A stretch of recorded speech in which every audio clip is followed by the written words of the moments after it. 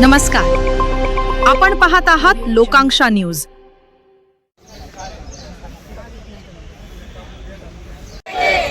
या चिमुरडीवर अत्याचार करणाऱ्या नराधमाला फाशी झालीच पाहिजे, नराधमाला फाशी झालीच पाहिजे।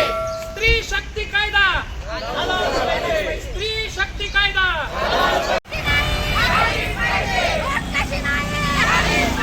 नराधमाला फाशी झालीच पाहिजे।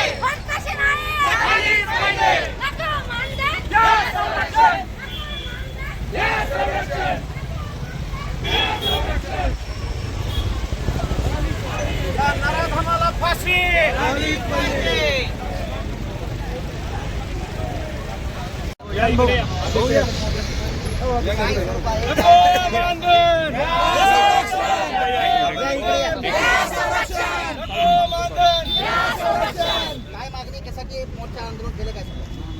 खरं तर सांगायला सुद्धा लाज वाटते, अशी म्हणजे निंदनीय बाब आहे।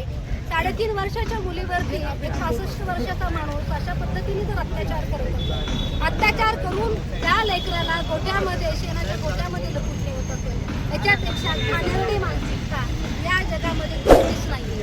आणि त्यासाठी आज समाजात प्रत्येक काही रस्त्यावर उतरलेली आहे, कारण त्या मुलीला तर न्याय मिळालाच पाहिजे। आम्ही आज एक वकील असले किंवा प्रशासनामध्ये जरी असलो तरी आज आम्ही सरकारला विनंती करतो की त्या नराधमाला तुम्ही आमच्या हातात द्या, त्याला इथं भर रस्त्यात फाशी द्या, भर रस्त्यात जिवंत जाळा। कारण आज प्रत्येक आईला आणि प्रत्येक बापाला असा प्रश्न पडलाय, माझं लेकरू सुरक्षित राहील का? कारण आज आमचे लेकरं सुरक्षित नाही येत। घराच्या बाहेर त्यांना ठेवावा का त्यांना घरात ठेवावा? कारण घर भागवायचं म्हणून माईला बाहेर जायचंय, घर भागवायचं म्हणून बापाला बाहेर जायचंय, लेकरांनी घडावं म्हणून जीवाचं रान करायचंय। अशी सगळी परिस्थिती असताना जर आमचे लेकरं नजरेमध्ये लोकांच्या खुपत असतील, नुसते खुपत नाही तर त्यांच्यावर अत्याचार करून त्यांना मारून जाळून टाकत असतील, तर अशा आरोपीला सुद्धा भर रस्त्यात जाळून फाशीची शिक्षा व्हावी, यासाठी प्रत्येक मायबाप आम्ही रस्त्यावर उतरलेले आहोत। नराधमाला फाशीची शिक्षा झालीच पाहिजे। नको मानधन, नको मानधन,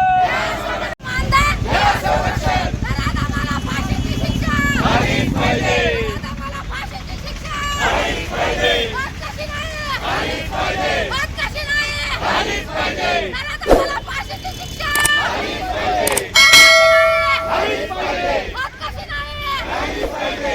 अरे नको मानधन, नको मानधन, आरोपीला फाशीची शिक्षा झालीच पाहिजे।